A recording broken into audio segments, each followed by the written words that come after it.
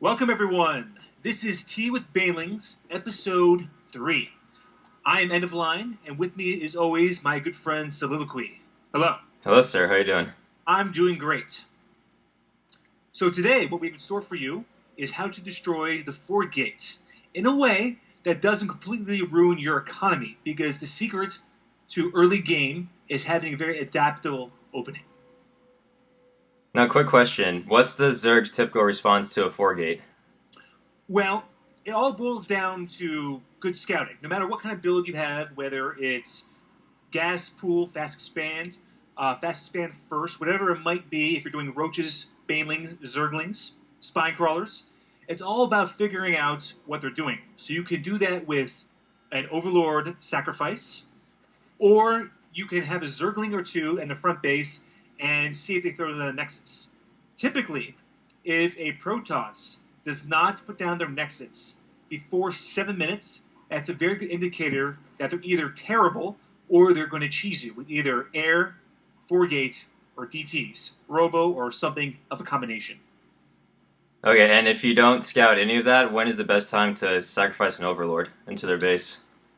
Well, I like to sacrifice overlords if I feel like they have not done an early expansion. So by 6 minute, 30 seconds, if they haven't put down a nexus yet, or if they're not giving me any indicators that they are, that's when I'm going to begin to throw down, or should I say sacrifice my overlord. Okay. Now, how about scouting up the ramp? Do you just do that consistently? I always scout up the ramp because I want to know if they're doing a standard opening. So if they're doing, let's say, gateway for old school two-gate pressure, then going hatch first can be a bit more risky. So it allows you to know that you've got to throw down that pool pretty quickly, get either speedlings or roaches to defend against early zealot pressure. And I think another good thing about scouting up the ramp constantly is that since I'm a Protoss player myself, you can get a lot of information out of what their unit composition is just looking up the ramp and seeing what they have. Like if they have Exactly. 2 or 3 sentries, you can expect a fast expand, probably a 3-gate. If they have stalkers, you can expect blink stalkers. Or if it's just mostly zealots, you know they're going to be teching for something with gas. Yes, I completely agree. Now, as you can see, I'm doing something very weird. I did in-base hatchery.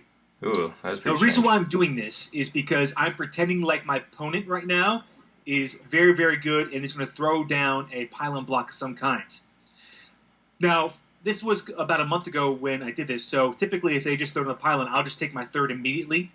But I'm just showing this to you right now just to see that even if you do a macro hatch, you still have more than enough resources and larvae to handle a macro game or a four gate. Okay, so this is basically a response just so you don't get behind. You can still create enough drones, you can create zerglings if you need to. Yes, Okay, because early for Zerg, what limits us isn't necessarily minerals, it's larvae. that's very true. So you can either handle that by getting a very early queen or an early hatchery. Okay, and I see that you're going +1. Is that your typical opening against Protoss? It's one of them. Recently, I've been playing a lot against a lot of four gates where it's Blink Stalker, and Zerglings by themselves are pretty good against Blink Stalkers. But unfortunately, Zealots just kind of annihilate Zerglings. Mm-hmm. However, if you have speed and if you have +1, then you are actually pretty good against Zealots. And I have this timing where I get the +1 before I get the speed. So what actually happens is both finish right when a four gate comes at you around 7 minutes and 10 seconds. Okay, how'd you figure that timing out? You just practice, practice, practice? I just I just go on to me against computer and I just figure out what times things come out, and then I have a bunch of games where there's a four gate where I lost to, and I see what time they kind of send it at me, Okay, and I base the timings off that. very interesting. Now, what gave it away that he was going 4-gate for you? Right now, nothing. I have no idea what he's doing. I see that he's opened up standards, so he's either going to do a three-gate expand, four-gate expand, or four-gate, or some other kind of cheese. I have no idea what he's doing yet.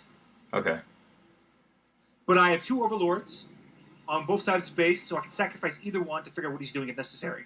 yeah. And right there, you saw his units moving out. What does that make you think?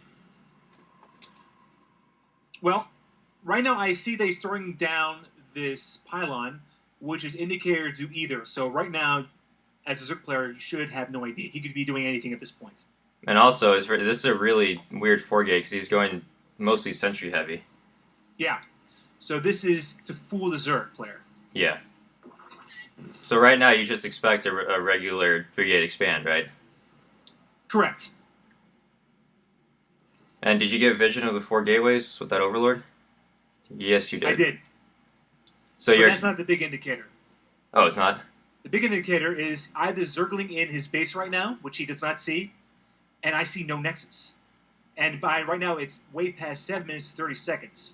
Oh, so you're this expecting. So this right now completely tells me that this is definitely a 4-gate. Okay. Yeah, I was wondering how you knew about the pressure.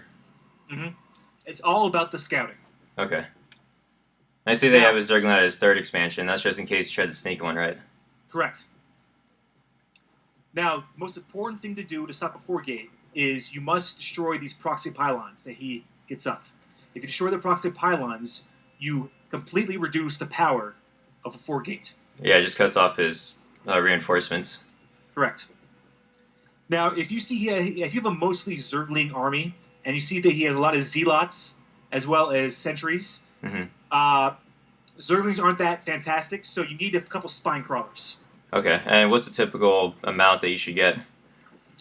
If you have a lot of Zerglings, you can have 2, and if you don't have that many, you can go all the way up to 5 or 6. Okay. Oh yeah, I see in production right now you had 26 Zerglings coming out. I think that's more than enough. Now, as you can see, I get quite a big part of my force to destroy these pylons. Yeah. Some good micro there, running away from the force fields. Mm-hmm. Not allowing yourself to get trapped.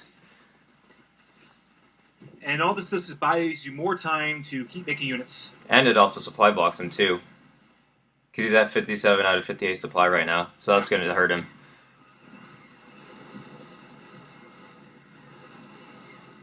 And right here, he shouldn't be engaging where the spine crawlers can keep hitting his forces. Especially with the zealots, he can't get to him because he's blocking himself in with the force fields.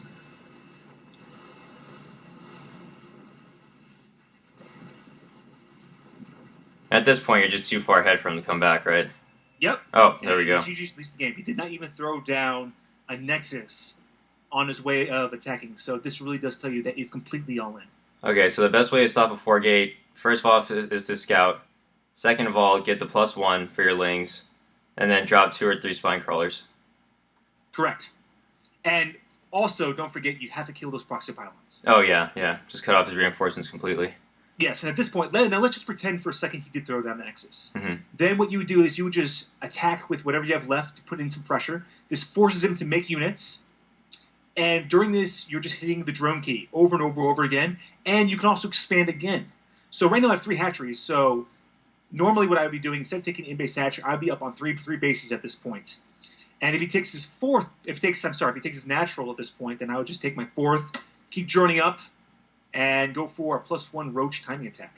Okay. But of course, at this point, you're so far ahead, you could really be doing anything, and you have a good advantage. Okay, and one more quick question. I noticed you only have 1 queen. Is there a reason for that? Yes, it's all about being larva efficient. When you have 2 hatcheries, you don't need 2 queens immediately, and that's because you can overproduce your larva. And if you do that, it's kind of a waste. So instead of making that queen, I'm just hitting the drone key more and more, and I only get more queens when I use up all my larvae for drones and I see you have a surplus of minerals. That's when you know you need more queens to have more injections. Oh, okay. Very interesting. I'll also get more queens if I sack my Overlord and see if he's doing some sort of Stargate play of any kind. Okay. And that's also a good reason to drop the Evo Chamber early, just in case. That and also DTs. Yep. We all know that great players like Huck, they like to open it with DT sometimes. Oh, yeah. So I'm going to start using those openings. Makes me scared. Anyway, folks, this is Tea with Banelings, How to Stop the 4 Gates. I'm Eneline, and with me, Soliloquy. I hope you had fun. We did. And we'll see you next time. Bye. Bye-bye.